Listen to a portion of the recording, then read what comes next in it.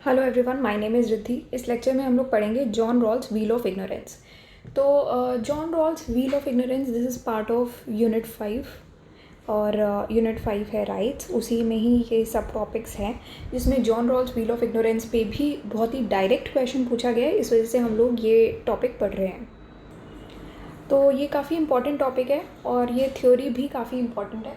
2010 का ये क्वेश्चन था, comment wheel of ignorance, very direct question. इसी वजह से ये करना हमारे लिए इंपॉर्टेंट हो जाता है। अब John Rawls veil of ignorance होता क्या है, इसको हम ओरिजिनल पोजीशन भी कहते हैं। ओरिजिनल पोजीशन, ओरिजिनल पोजीशन का मतलब क्या होता है, अगर मैं आपको बहुत सिंपल टर्म्स में बताऊं तो अगर एक इंसान ऐसी स्टेट में होता है या ऐसी पोजीशन पर होता है जहाँ पर उसके कोई भी प्री कंसीव नोशंस नहीं होते और एक बहुत ही फेयर पोजीशन पे खड़ा होके वो ये सोचता है कि किस तरीके से हम इक्वल डिस्ट्रीब्यूशन कर सकते हैं गुड्स का, एक ऐसी सोसाइटी को कंस्ट्रक्ट कर सकते हैं जिसमें हर चीज़ ठीक मिले। तो आप ये कह सकते हो कि काइंड ऑफ ऑल्टरनेटिव है यूटिलिटेरियनिज्म का। यूटिलिटेरियनिज्म क्या होता है? यूटिलिटेरियनिज्म का मतलब होता है कि जहाँ पर अगर कोई भी ऐसे एक्शंस जो कि एक पूरी सोसाइटी के बेटरमेंट के लिए है और उनकी हैप्पीनेस को मैक्सिमाइज करती है तो वो एक्शन जस्ट माना जाता है, उसको यूटिलिटेरियनिज्म कहा जाता है, जहाँ पर हैप्पीनेस का मैक्सिमाइजेशन पर फोकस किया जाता है। तो अब जॉन रॉल्स का तो थ्योरी ऑफ जस्टिस है, 1971 का वर्क है, पॉलिटिकल फिलॉसफी एंड एथिक्स का, जहाँ पर जॉन रॉल्स ये कहते हैं कि एक मॉरल थ्योरी प्रोवाइड करते हैं, यही यूटिलिटेरियनिज्म के ऑल्टरनेटिव। ठीक है, तो ये एक ऑल्टरनेटिव थ्योरी है व्हील ऑफ इग्नोरेंस, मत इसको ओरिजिनल पोजीशन भी कहा जाता है। तो व्हील ऑफ इग्नोरेंस क्या करता है कि जो डिस्ट्रीब्यूटिव जस्टिस की जो प्रॉब्लम है ना उसको एड्रेस करता है। डिस्ट्रीब्यूटिव जस्टिस की प्रॉब्लम्स क्या हैं, मतलब कि जैसे आप एक सोसाइटी में गुड्स का जस्ट डिस्ट्रीब्यूशन करना चाहते हो, मतलब कि गुड्स जो है वो हर एक इंसान को सही तरीके से प्रोवाइड हो। तो अगर हम socially just distribution of goods करना चाह रहे हैं तो वहाँ पर बहुत तरीके की प्रॉब्लम्स आती हैं कि कुछ एक ऐसा स्ट्रैटा ऑफ सोसाइटी होता है जहाँ पर बहुत ज़्यादा मिल जाता है किसी को, और एक ऐसा स्ट्रैटा ऑफ सोसाइटी होता है जहाँ पर बहुत कम मिलता है। तो इसमें जस्ट डिस्ट्रीब्यूशन हो गुड्स का, जहाँ पर ऐसा भी ना हो कि अगर ये पर्सन ज़्यादा डिज़र्व करता है तो उसको ना मिले और यहाँ पर मिल जाए जबकि ये डिज़र्व भी नहीं करता। तो ये चीज़ को भी आपको माइंड में रखना पड़ेगा। तो ये जो प्रॉब्लम्स आती है ना socially just distribution of goods की, इन प्रॉब्लम्स को एड्रेस करता है John Rawls veil of ignorance. अब रॉल्स एक हाइपोथेटिकल सोशल कॉन्ट्रैक्ट का प्रिंसिपल को फॉलो करते हैं ताकि वो जस्टिस को अचीव कर पाएँ। अब रॉल्स ये हाइपोथेटिकल सोशल कॉन्ट्रैक्ट को एक्सप्लेन कैसे करते हैं, वो ये इस पूरे डिवाइस को, जो उनका सोशल कॉन्ट्रैक्ट की थ्योरी है, उन डिवाइस को वो कहते हैं व्हील ऑफ इग्नोरेंस, जो कि कब होता है, जब हम इक्वालिटी की ओरिजिनल पोजीशन पर होते हैं।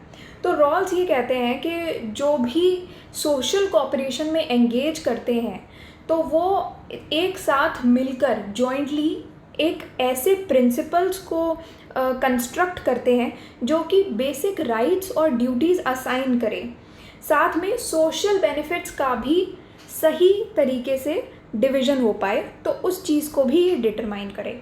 ठीक है, तो ऐसे सोशल कॉपरेशन में जब भी कुछ लोग एंगेज हो जाते हैं जॉइंट एक्ट में, ऐसे प्रिंसिपल्स को फिर वो कंस्ट्रक्ट करते हैं जो कि बेसिक राइट्स ड्यूटीज़ सबकी आपस में बता दे, असाइन कर दे, ये आपकी राइट्स एंड ड्यूटीज़ हैं, और सबको सही तरीके से उनके जो सोशल बेनिफिट्स हैं, हर एक स्टेट ऑफ सोसाइटी के जिस भी इंडिविजुअल के जो भी सोशल बेनिफिट्स हैं, वो उनको उस सोशल बेनिफिट्स को डिवाइड करके प्रॉपरली वो उनको डिटरमाइन करें।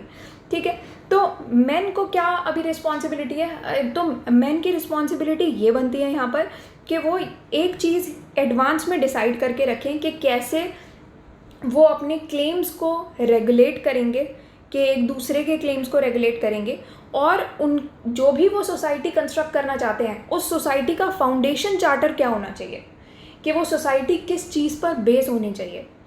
तो जैसे कि हर एक पर्सन अपना रैशनल रिफ्लेक्शन के द्वारा एक एक चीज़ डिसाइड करता है कि वो उसके लिए क्या सही है।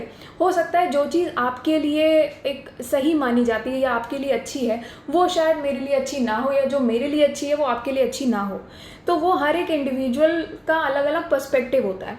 तो ये हर एक पर्सन अपने रैशनल रिफ्लेक्शन के द्वारा डिसाइड करेगा कि उसके मुताबिक उसका गुड क्या है, ठीक है।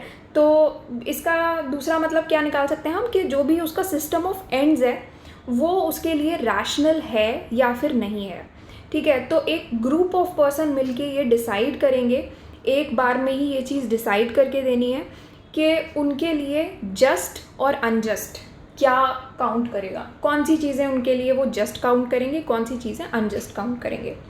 अब ओरिजिनल पोजीशन जिसको हम व्हील ऑफ इग्नोरेंस भी कहते हैं, ये जॉन रॉल के द्वारा डेवलप की गई है। इसमें ये कहा जाता है कि ऐसे प्रिंसिपल्स के बारे में बात होती है जो कि एक सोसाइटी जो कि फ्री है, इक्वल है और मॉरल लोगों से बनी हुई है, ऐसी सोसाइटी के को पूरा स्ट्रक्चर करेगा। तो ये सारे प्रिंसिपल्स इन्वॉल्व होंगे, ये ओरिजिनल पोजीशन पे होता है। तो रॉल्स अपना जो प्रिंसिपल ऑफ जस्टिस है उनके बारे में ये कहते हैं कि जो भी लोग ओरिजिनल पोजीशन पे हैं, ओरिजिनल पोजीशन अगेन मैंने आपको बताया कि एक ऐसी पोजीशन होती है जहाँ पर एक पर्सन जो है वो एक फेयर अरेंजमेंट सोसाइटी के लिए डिटरमाइन करता है। उसके कोई भी प्री कंसीव नोशंस वगैरह नहीं होते हैं, उसके कोई भी ऐसे प्रेजुडाइसेस नहीं होते, कोई भी डिफ्रेंसिएशन के पॉइंट ऑफ व्यू से वो नहीं देखता है, वो चीज़ ओरिजिनल पोजीशन में आ जाती है। तो रॉल्स ये क्लेम करते हैं कि प्रिंसिपल ऑफ जस्टिस जो है वो ऐसी पार्टीज़ के द्वारा चूज़ होना चाहिए जो कि ओरिजिनल पोजीशन पे हो, ठीक है, उसके कोई प्री कंसीव नोशंस ना हो, ताकि वो फेयर डिसीजन ले पाए। तो अब उनकी रॉल्स की जो थ्योरी ऑफ जस्टिस है उनके बहुत ही की कंसेप्ट्स हैं। एक कंसेप्ट है उनका फेयरनेस का, दूसरा है इक्वालिटी का। तो ये भी व्हील ऑफ इग्नोरेंस से ही रिलेटेड है।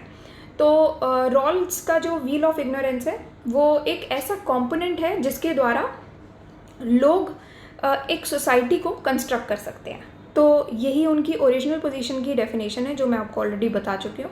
तो यहाँ पर ये आप नोट कर सकते हो। ऑलराइट, तो नेक्स्ट लेक्चर हम लोग फेमिनिज्म डिस्कस करेंगे, जिसमें से काफ़ी क्वेश्चंस आए हैं। 2010 का क्वेश्चन पूछा गया था लिबरल फेमिनिज्म, सोशलिस्ट फेमिनिज्म का। फिर liberal radical forms of feminism का डिफरेंस पूछा था। Again liberal feminism and radical feminism के बीच में डिफरेंस पूछा, 2019, वेरी लेटेस्ट क्वेश्चन, ठीक है। तो ये सब हम डिस्कस करने वाले हैं। So that's all for today, thank you for watching the lecture.